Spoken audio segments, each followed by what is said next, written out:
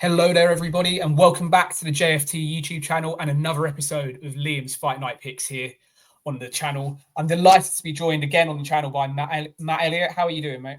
I'm good, mate. Yeah, thanks for having me on again. No, thank you for coming on. Bit of a last-minute call, but always good to chat boxing with yourself, mate. Look, July finally kicks into action last weekend. Yes, the trilogy between Taylor and Serrano was arguably the most boring of the three fights. I think for people that appreciate the sweet science, Katie Taylor put on a little bit of a masterclass, didn't she, against Serrano? She did, yeah. I mean, I think it was, the draw scorecard I was shocked by, but maybe he was stood in close proximity to the DAZN commentary team because, as usual, that was fairly biased in the direction of Serrano. Yeah, I think it was, what we've seen go before, two very close fights that I don't think anybody could really argue which way they went. I certainly thought Taylor won both, but she just edged it for me. But yeah, it was clear and comfortable for her on Friday night. Yeah, absolutely. Can't argue with that. And then, of course, Flushing Meadows, the home of tennis normally for the US Open, but delivered some good action, didn't it? Hamza Shiraz showing that the move up in weight could be a good seat for him, especially with the Andy Lee link up, and Mateus becoming a world champion again, which perhaps people didn't expect. I've personally thought Puello won that fight. Yeah, I'd agree with that. I think it was a very close fight, but I'd give it to Puello as well. I think what a great venue, though. I mean, I don't think there's a bad seat in the house there, was it? Close proximity. Obviously, you'd expect that from a tennis arena predominantly. But yeah, I'd like to see them do more of those types of shows. And I don't know whether you could bring that to Wimbledon, probably. But that type of close proximity would be really good. Yeah, it'd be fantastic. I mean, that's not even the biggest court. That's the second show court, and looks a phenomenal venue. And of course, Shakur Stevenson doing what Shakur does, winning comfortably, but you're always left wanting a bit more from him, aren't you? Winning comfortably and then getting called out by Conor Benn. What a weekend. Conor Benn's delusions are grander. Anyway, before we waste a bit of time talking about Conor Benn, we'll get into this weekend. We're going to cover a couple of shows going on in America, and then we will move across to Wembley for the undisputed fight between Usyk and Dubois. So we're going to start with Matchroom's offering in Texas.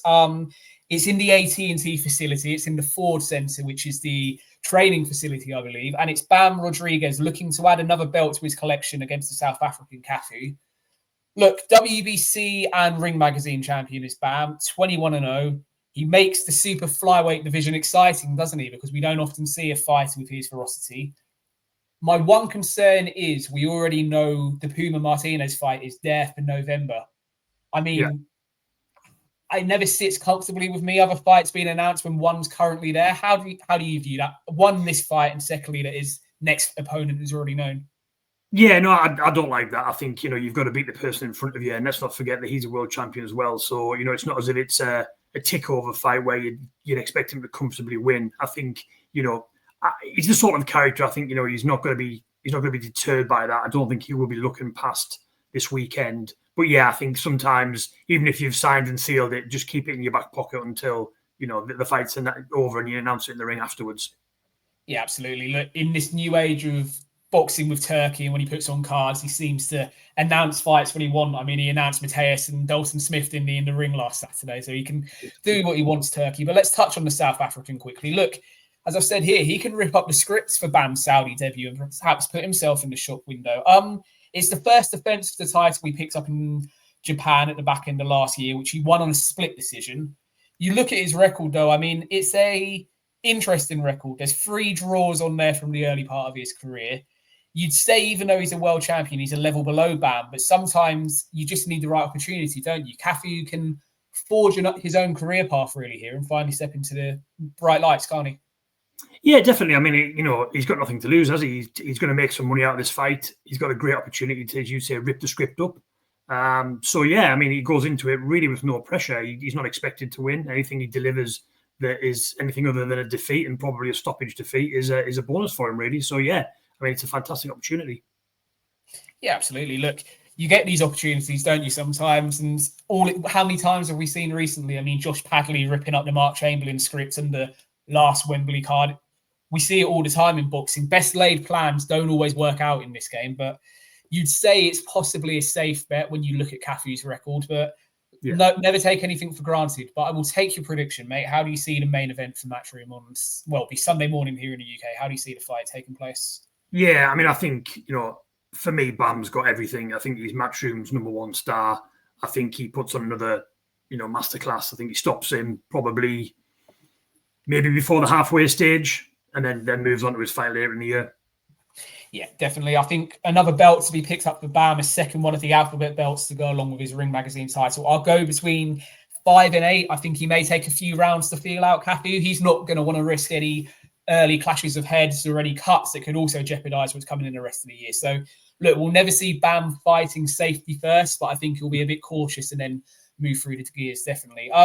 Not going to predict any other fights on this card, but Diego Pacheco taking on Trevor McCumbee. That should be an excellent fight in the co-main. We're unsure what's going on with Amo Williams. Of course, the reports of his opponent failing his pre-fight eye test, but there's some decent fights definitely to keep an eye on when you're flicking back through the boxing from the weekend, isn't there?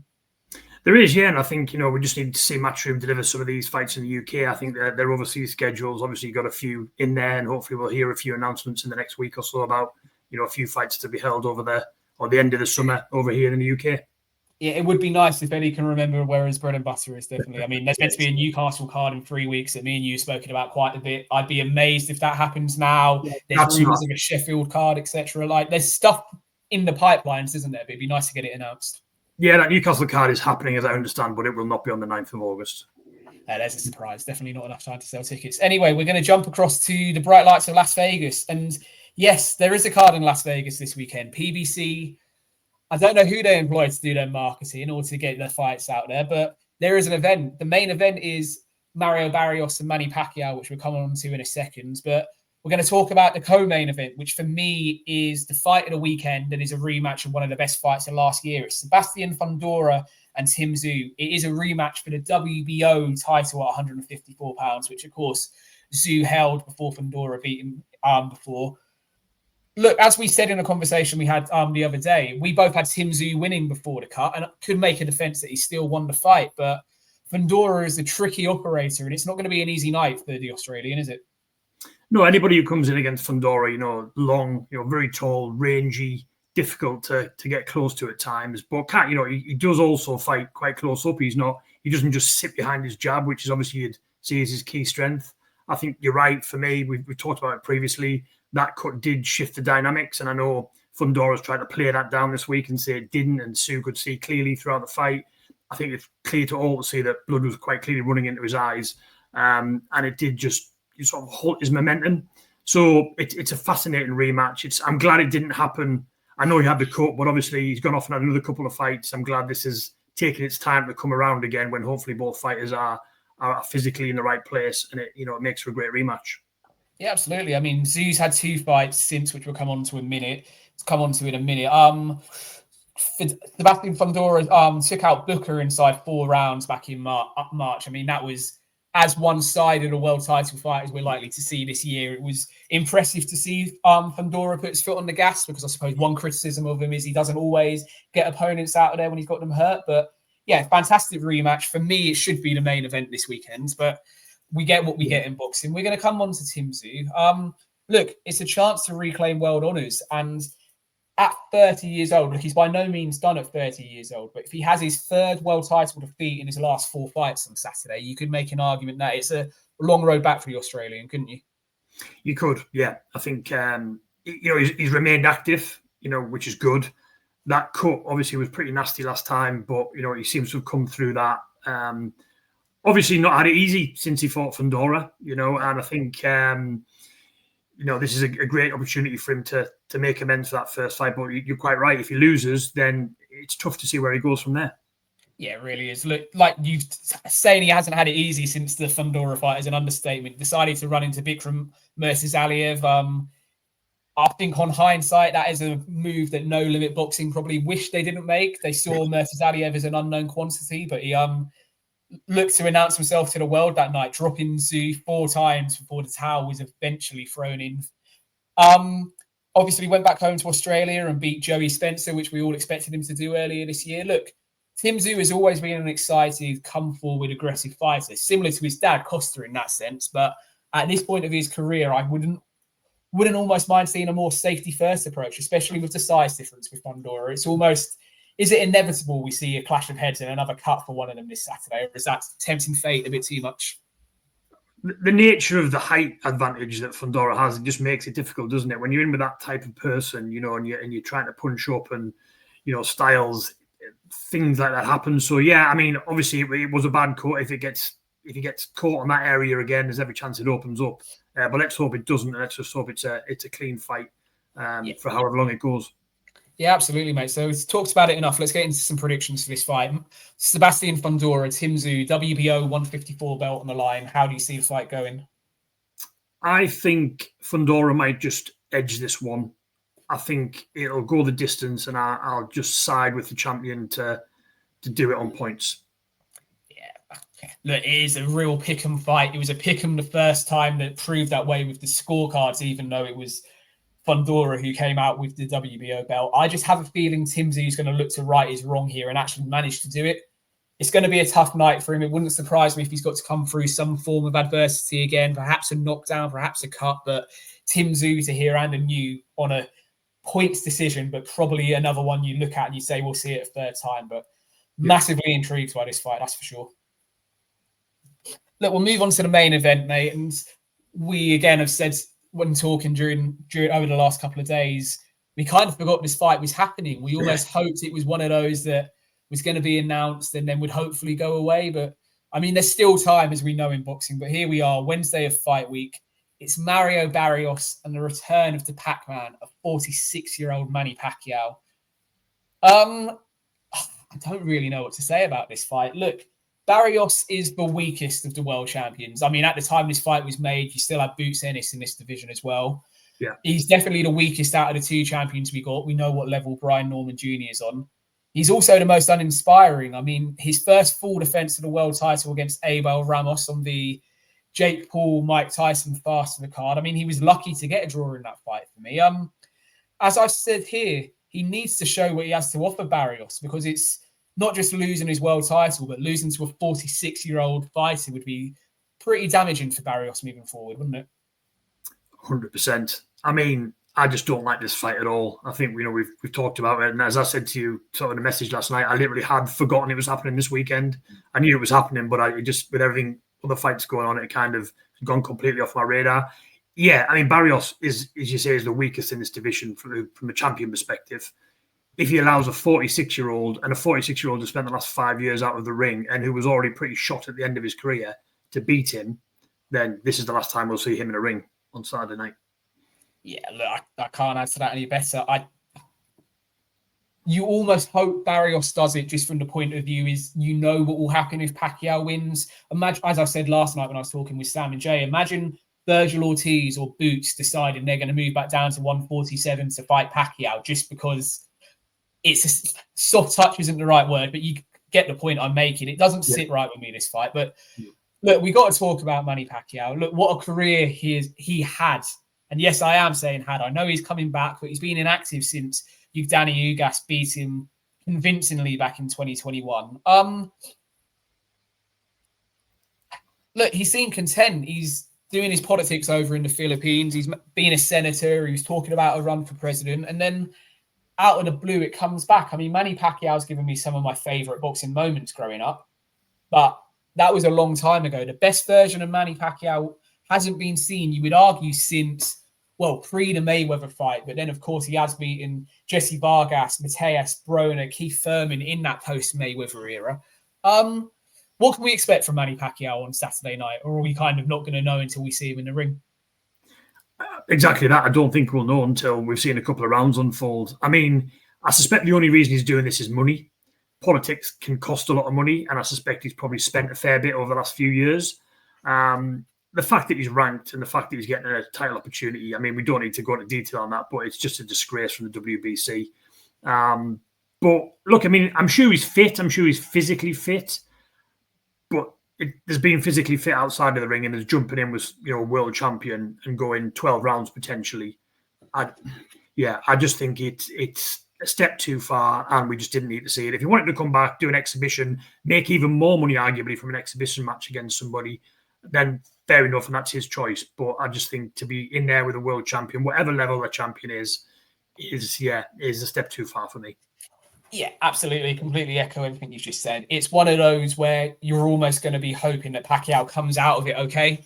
that we're not, on Sunday morning waiting for some sort of update on his health, if he's being carried out, etc., etc. Barrios hasn't shown that he's got that sort of power in his career, but as we've seen when fighters come back, you're not the same you were when you were in your pomp, in your prime, and things can go wrong. I almost don't want to ask for a prediction for this fight, but let's ask for a prediction. Barrios Pacquiao, WBC title at 147 pounds. Who wins? I could see Barrios carrying him through to the end of the fight. I could see that happening just because of all the eyes that are on it. But I could also see Barrios breaking him down in the second half of the fight and stopping him. Either way, I think champion retains on this one. Yeah, look, I love Manny Pacquiao. There is a part of me that would love him to do something crazy and win this fight on Saturday. But the reality is Barrios has fought 11 times, I think it is, in the time that Pacquiao has been inactive. Just activity alone will be a killer in this fight. How many times do we say it? An active fighter is always likely to catch up with an inactive fighter at some point in the fight. I hope that Pacquiao is able to last the 12 rounds. But as you say, it wouldn't at all surprise me to see him broken down in the mid to late rounds of this fight. But Mario Barrios to defend his world title is where I'm going to go for with this one. Yeah. So we're done with the American fights. We're going to move on to Wembley Stadium, a fight card that I know you're attending. Let's just address a small issue I've got with how this fight card is being perceived. This is, tell me if I'm wrong, your very standard Wembley undercard when you've got such a big main event. Everyone's views on Wembley undercards are being squiffed by the one we got last September. But remember, Turkey was involved in that. Money's no object for the Saudi man, so he can throw whatever he wants at it. If you go back and look at Wembley undercards, Fury when he fought White, Anthony Joshua's fights at Wembley, etc., you never get a high-profile undercard. But I still think it's a decent enough undercard without setting the world on fire. How do you view it, mate? Yeah, I think we've been spoiled, haven't we? Not just with the Wembley stuff, but in Riyadh season generally, it started off so strongly so that now we're seeing some perceived weaker undercards. And it is, let's not make any bones about it. It's weak compared to what we got last time. But I agree, there's a couple of decent fights on there. And I think, it's almost all irrelevant and eclipsed by the main event.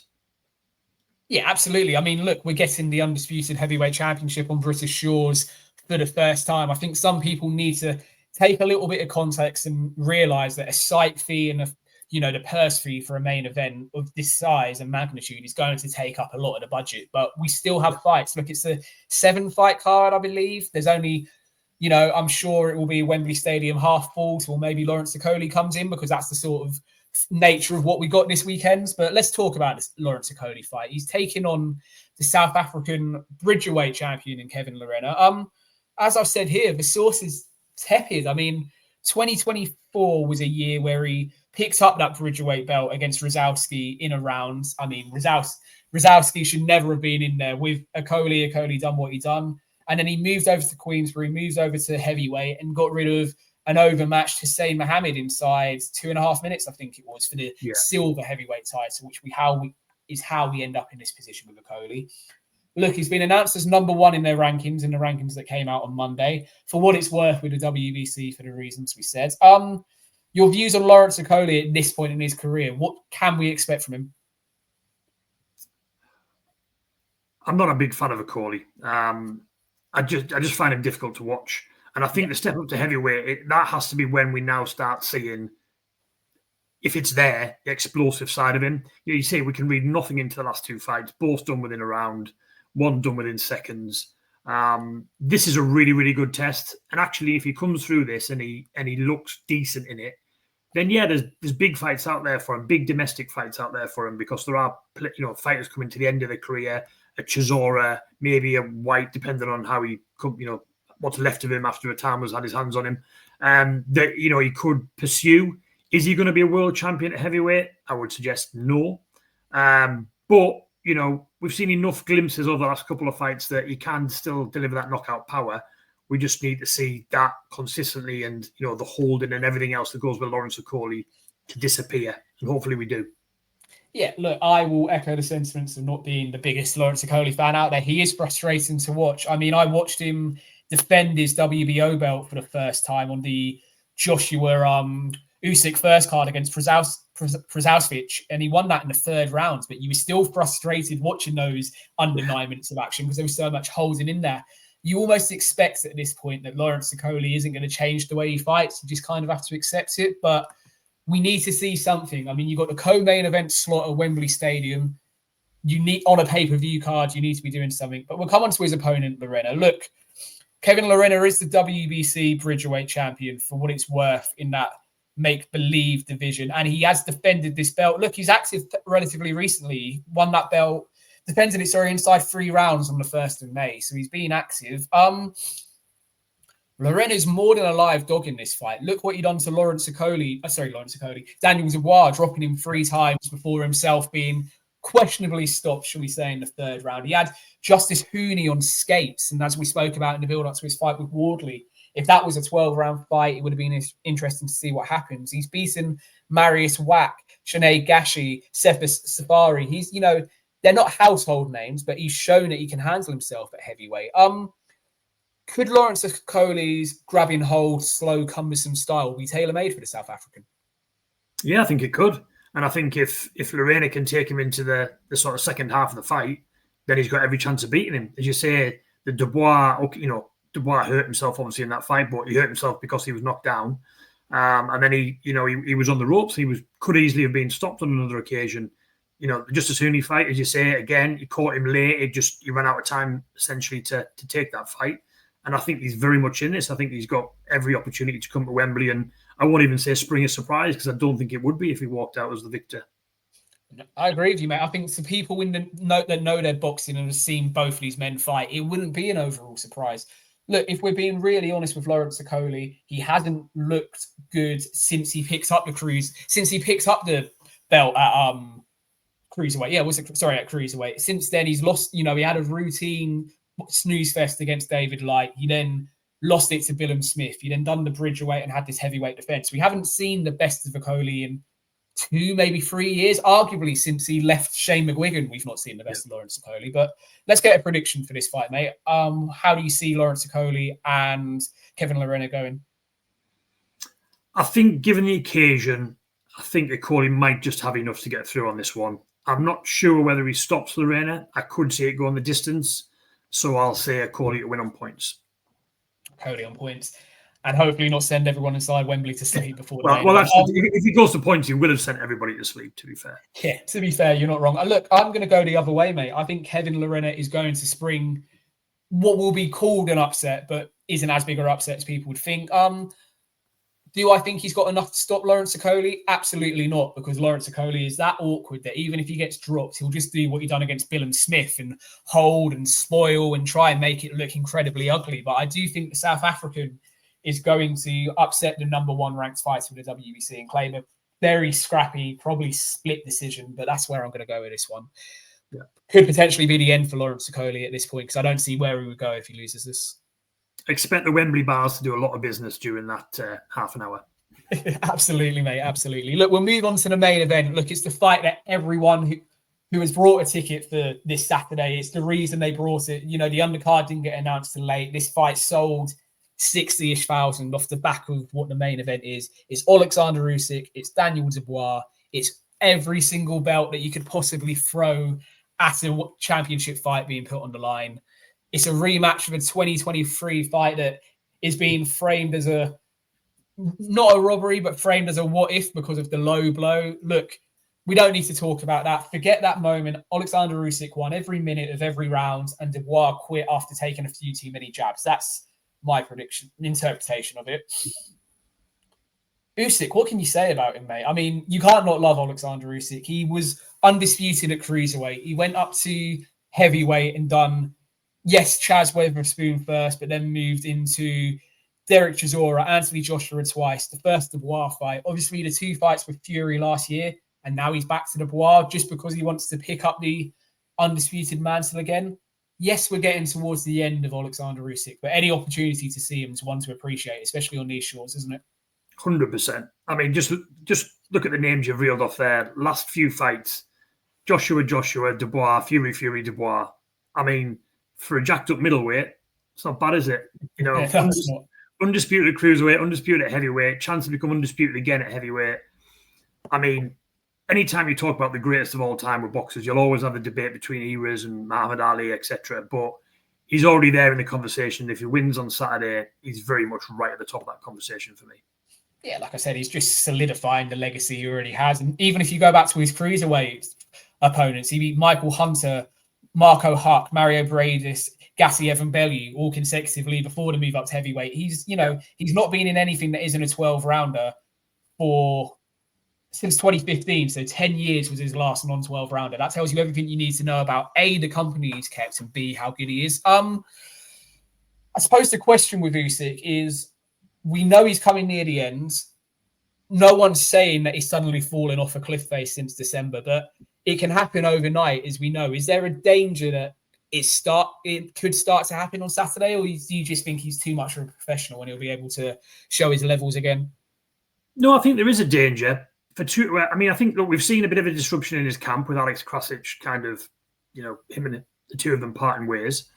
I think Dubois is I'm not saying necessarily a much better fighter, but he's a much more confident fighter now than he was when they met the first time. He's been tested against Hrgovic and he's come through that. He's destroyed Joshua and blown him out in 5 rounds, knocked him down 4 times or whatever it was. Millet was dragged into deep waters apart in that fight. So anybody who doubted his heart after the first Usyk fight and on back of the Joyce situation, I think those, to some degree, they've been put to one side now. So he's coming up against a very confident Daniel Dubois, and that in itself is dangerous. But, Usyk's been in with arguably better fighters than Dubois. You could argue at later stages of their career, which could have overshadowed it slightly, and certainly not as active. Certainly Fury was not as active as Dubois is. But yeah, look, Usyk, isn't he? He's brilliant. He finds a way. He'll be dragged into deep waters at parts of this fight. I have no doubt about it. But, history will tell you you'd be a brave man to back against him. Yeah, absolutely. Look, and let's touch on Dubois. I guess the question is, how much really has changed? Yes, this is a more confident Daniel Dubois, but I don't see anything within his makeup that tells me he's going to be able to arrest the tide of what, just shy of 2 years ago. Yes, he's on a 4-fight win streak. Yes, he's now a world champion, and he's come through some tough moments. He's very settled with Don Charles and Kieran Farrell, but I just don't think that much has changed. I still think he is. For me, I would still even put Joseph Parker above him in the heavyweight rankings. Look, that fight was meant to happen in February. I predicted Parker would win it, and I actually believe Parker would have won it as well. So for me, he's the 3rd best heavyweight at the moment. Look, I will always want the Brits to do well, but this does feel like it's almost a bridge too far. Yeah, look, I think Dubois' opportunity in this fight is the first 4 or 5 rounds.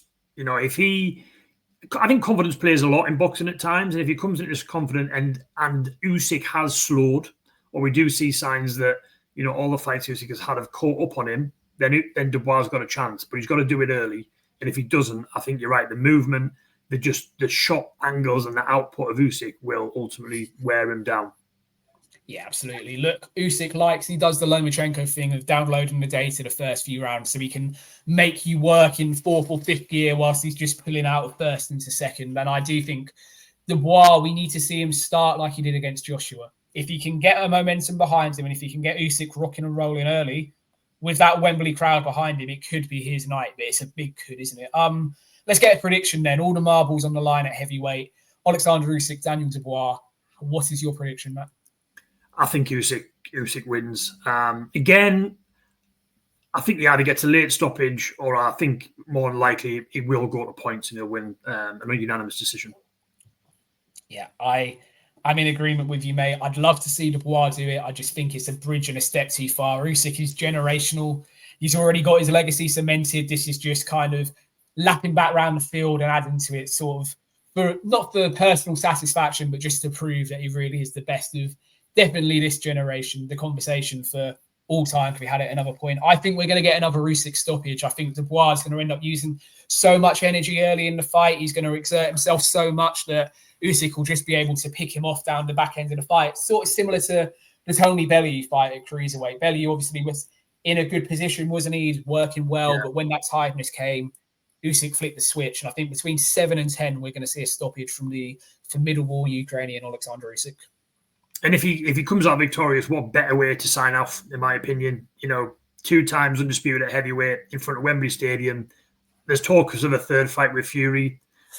Is anybody really interested in that? I mean, Fury thinks he won at least one of the first 2 fights, but we all know he didn't. I think it'd be a perfect way to sign off by beating him. I don't think he's got anything left to prove. And if he does win, I'd like to see him just hang up the gloves at that point. Yeah, I'm in agreement with you, mate. I don't want to see Fury. I think the only fight for him to do would be Parker, because we know Parker's there and he's has to be called for the WBO. But if he does retire, I don't think anyone would complain. But brings to the end of predictions, brings to the end another week of the show. I know you've been on before, Matt, but I always like my guests to shout out their social media handles. So where can the people find you? Yeah, so on X, at T Counterpunch, and website www.thecounterpunch.co.uk. Definitely make sure you get over there and check Matt's stuff out if you haven't already. But that brings to the end another episode.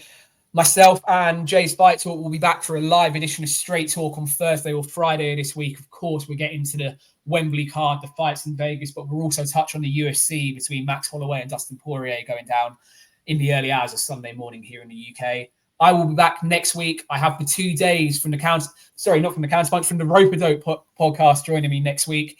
We'll be chatting Ghana, Belotti, and also some action stateside, including the return of Xander Zayas. As always, let us know in the comments if you agree with our predictions. Thank you very much, and I'll see you again next time.